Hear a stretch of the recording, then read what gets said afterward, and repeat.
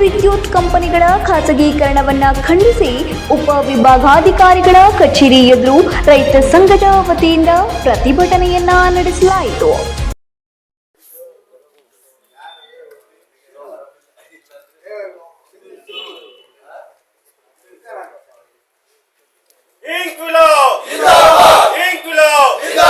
ಕರ್ನಾಟಕ ರಾಜ್ಯ ಸಂಘದ ಹೋರಾಟಕ್ಕೆ ಟಿಎಸ್ಎಸ್ ಹೋರಾಟ. ನಾವು ಕರ್ನಾಟಕ ರಾಜ್ಯ ರೈತ ಸಂಘ ಶಿವಮೊಗ್ಗ ಜಿಲ್ಲಾ ಘಟಕದ ವತಿಯಿಂದ ಮತ್ತು ದಲಿತ ಸಂಘ ಸಮಿತಿ ಆಮೇಲೆ ಜಿಲ್ಲಾ ಹೋರಾಟ ರೈತ ಸಂಘ ಸಂಯುಕ್ತ ಎಲ್ಲವೂ ಸೇರಿ ಪ್ರತಿಭಟನೆಯನ್ನ ಉದ್ದೇಶಿಸಿ ಮಾತನಾಡಿದ ರೈತ ಸಂಘದ ರಾಜ್ಯ ಉಪಾಧ್ಯಕ್ಷರಾದ ಶಿವಾನಂದ ಕುಗ್ವೆ, ಕೇಂದ್ರ ಸರ್ಕಾರ ಖಾಸಗೀಕರಣ ಮಾಡುವುದಿಲ್ಲ ಎಂದು ಭರವಸೆಯನ್ನ ನೀಡಿ ಮತ್ತೆ ಖಾಸಗೀಕರಣಕ್ಕೆ ಬಾಗಿಲು ತೆಗೆದಿರುವುದು ಖಂಡನೀಯ. ರೈತರು ಖಾಸಗೀಕರಣದ ವಿರುದ್ಧ ಬೀದಿಗಿಳಿದು ಹೋರಾಟ ಮಾಡುವ ತುರ್ತು ಅಗತ್ಯವಿದೆ. ಜೂನ್ 23ರಂದು ಆಕ್ಷೇಪಣೆ ಸಲ್ಲಿಸಲು ಅವಕಾಶವಿದ್ದು ಎಲ್ಲರೂ ಆಕ್ಷೇಪಣೆ ಸಲ್ಲಿಸಲು ಮನವಿಯನ್ನ ಮಾಡಿದರು. ನಾವು ರೈತರು ಈಗ ಸುಮ್ಮನೆ ಕುಂತ್ರೆ, ಈಗ ಗ್ರಾಹಕರು ಅಥವಾ ಜನಸಾಮಾನ್ಯರು ಸುಮ್ಮನೆ ಕುಂತ್ರೆ ಏನು ಇಲ್ಲಿವರೆಗೆ ನಮಗೆ ರಿಯಾಯಿತಿಗಳು ಸಿಗ್ತಾವಲ್ಲ, 10 HP ಒಳಗಡೆ ಇರ್ತಕ್ಕಂಥ ಪಂಪ್ ಸೆಟ್ಗೆ ರಿಯಾಯಿತಿ ಇದೆ, ಕರೆಂಟ್ ರಿಯಾಯಿತಿ, ಎಂತ ಯೋಜನೆ ಅದು ನಾವು ಹೋರಾಟದಿಂದ ತಂದ್ಕೊಂಡಿರೋದು. ರೈತ ಚಳುವಳಿಯ ನಂಜುಂಡಸ್ವಾಮಿ ಅವರ ಕಾಲದಿಂದಲೂ ಕೂಡ ಅತ್ಯಂತ ಪ್ರಬಲ ಹೋರಾಟದಿಂದ ಅಂತ ಒಂದು ಯೋಜನೆನ ಬಂಗಾರಪ್ಪನವರು CM ಆದಾಗ ಅದನ್ನು ಜಾರಿ ಮಾಡೋದು. ಆ ಕಾರಣಕ್ಕೆ ಎಷ್ಟೋ ರೈತ ಕುಟುಂಬಗಳು, ಲಕ್ಷಾಂತರ ರೈತ ಕುಟುಂಬಗಳು ಇವತ್ತು ಚೇತರಿಸ್ಕೊಂಡಿದ್ದಾವೆ. ಎಷ್ಟೋ ಕುಟುಂಬಗಳಲ್ಲಿ ವಿದ್ಯಾವಂತರು ಯುವಕರು ಬಂದಿದ್ದಾರೆ, ಎದುರುಗಡೆ ಬಂದಿದ್ದಾರೆ, ನೌಕರಿ ಆಗಿ ಪಡೆದಿದ್ದಾರೆ. ಎಷ್ಟೋ ಕೋಟಿಗಟ್ಟಲೆ ಇವತ್ತು ಅಭಿವೃದ್ಧಿ ಆಗಿದೆ. ವ್ಯವಸ್ಥೆ, ಗ್ರಾಮೀಣ ವ್ಯವಸ್ಥೆ, ಕೃಷಿ ವ್ಯವಸ್ಥೆಯಲ್ಲಿ ಬಹಳ ಒಂದು ಬೆಂಬಲ ಸಿಕ್ಕಿದ್ದಾಗ ಸಾಧ್ಯವಾಯಿತು, ಆ ರಿಯಾಯಿತಿ ಸಿಕ್ಕಿದ್ದು. ಇವತ್ತು ಈಗಿನ ಸರ್ಕಾರ ಕೂಡ ಗ್ಯಾರಂಟಿ ಇದರಲ್ಲಿ 200 ಯೂನಿಟ್ ವರೆಗೂ ನಮಗೆ ರಿಯಾಯಿತಿಯನ್ನು ಕೊಡ್ತಿದೆ. ಜನಸಾಮಾನ್ಯ ಗ್ರಾಹಕರಿಗೆ ಬಹಳ ಅನುಕೂಲ ಆಯಿತು. ಎಷ್ಟೋ ಕುಟುಂಬಗಳಿಗೆ ಅದೊಂದು.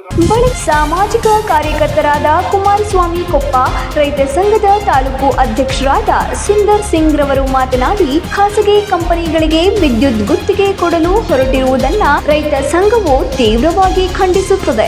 ವಿದ್ಯುತ್ನಂತಹ ಸೇವಾ ಕ್ಷೇತ್ರವನ್ನ ಬಂಡವಾಳ ಶಾಹಿಗಳ ಕೈಗೆ ಕೊಡಲು ಯಾವುದೇ ಕಾರಣಕ್ಕೂ ಅವಕಾಶ ಕೊಡಬಾರದು. ಇದರಿಂದ ಹೊರ ರಾಜ್ಯದವರಿಗೆ ಉದ್ಯೋಗ ಸಿಗುತ್ತದೆಯೇ ವಿನಃ ಸ್ಥಳೀಯರನ್ನ ಉದ್ಯೋಗದಿಂದ ಹೊರಗೆ ಇಡಲಾಗುತ್ತದೆ. ಯುವ ಜನರು ಇದರ ಬಗ್ಗೆ ಜಾಗೃತೆಯನ್ನ ವಹಿಸಬೇಕು ಎಂದರು. ಈ ಸಂದರ್ಭದಲ್ಲಿ ND ವಸಂತ್ ಕುಮಾರ್, ರೇವಪ್ಪ ಹೊಸಕಪ್ಪರವರು ಮಾತನಾಡಿದರು.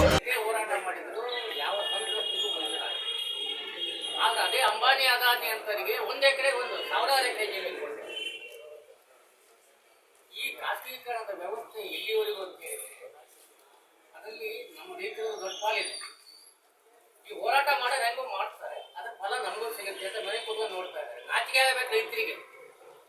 ರೈತರು ನಾಚಿಕೆಗೆಟ್ಟು ರೈತರು ಮೊದಲೇ, ಯಾಕಂದ್ರೆ ಇಂಥವನು ನಿಲ್ಲಬೇಕು, ಪ್ರತಿಭಟನೆಗೆ ಬರಬೇಕು. ಆವಾಗ ಮಾತ್ರ ಇಂಥ ಹೋರಾಟಗಳಿಗೆ ಅಥವಾ ಇದಕ್ಕೆ ಯಶಸ್ಸು ಸಿಗುತ್ತೆ. ಈಗ ಉದಾಹರಣೆ ದೇವನಹಳ್ಳಿ ಹೋರಾಟ, ಇಡೀ ರೈತ ಸಮುದಾಯವೇ ನಿಲ್ತು. ಆವಾಗ ಸರ್ಕಾರವೇ ಮಂಡಿ ಹೊರುತ್ತೆ. ಸರ್ಕಾರ ಮಂಡಿ ಹೊರಬೇಕಾದ್ರೆ ರೈತರ ಸ್ವಾಭಿಮಾನದಿಂದ ಬಂದು ಪ್ರತಿಭಟನೆ ನಿಲ್ಬೇಕು.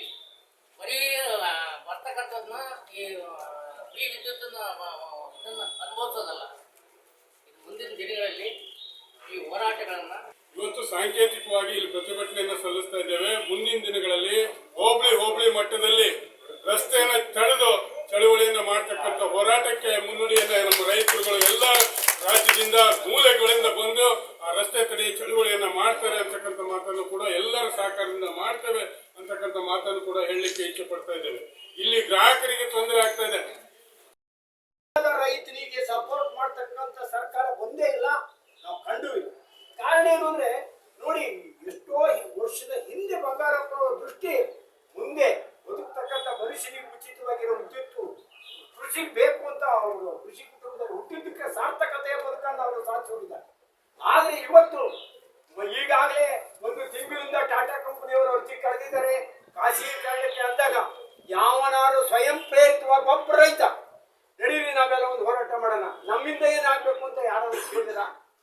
ಇನ್ನೂ ಬೆರ್ರ ಏನಪ್ಪ ಅಂತ ಕರೆದ್ರೆ ಹೋಗ್ಬೇಕಾದ್ರೆ ನಮ್ಮದೇನ್ರಪ್ಪ ಅಂತ ಕೇಳಿ ಹೋಗಂತ ಜನ ಇವತ್ತು ನಾವು ಪರಿಸ್ಥಿತಿ. ಗೋರನ್ಕೆರೆ ಚಂದ್ರಶೇಖರ್, ಮಂಜಪ್ಪ ಎಂಬಿ, ಬೇಬಿ ಗೋಳಗೋಡು, HB ರಾಘವೇಂದ್ರ, ರಮೇಶ್ ಐಗಿನಬೈಲು ಮತ್ತು ನಾಗರಾಜ್ ಇತರರು ಹಾಜರಿದ್ದರು. ಪ್ರವೀಣ್ 9 ಲೈವ್ ನ್ಯೂಸ್ ಸಾಗರ.